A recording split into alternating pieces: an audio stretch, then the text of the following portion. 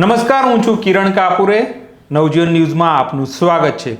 અમદાવાદની ઉદ્ગમ સ્કૂલની વિવાદની આજે વાત કરવાની છે. ઉદ્ગમ સ્કૂલ જ્યાં ખાનગી ટ્યુશન ધમધમી રહ્યા છે તે અંગે આજે વરિષ્ઠ પત્રકાર પ્રશાંત દયાળ સાથે વાત કરીશું. હજુ સુધી સ્કૂલ તરફથી કોઈ સ્પષ્ટતા આ વિશે આવી નથી અને ડીઈઓએ સ્કૂલને નોટિસ ફટકારી છે. એટલે ટ્યુશનના નિયમો શું હોય અને સાથે સાથે અત્યારે આ ઉદ્ગમ સ્કૂલનો વિવાદ શું છે તે વિશે વાત કરીએ.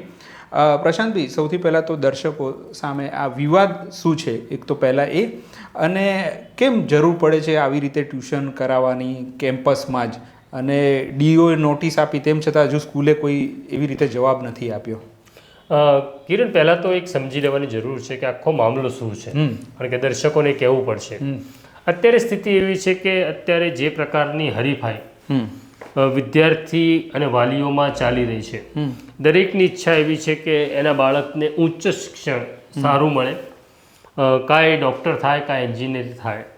એની આ હરીફાઈનો લાભ અને એ માનસિક દબાણ જે બાળક ઉપર કે વાલી ઉપર ઊભું થાય છે એનો લાભ ટ્યુશન ક્લાસીસ લઈ રહ્યા છે.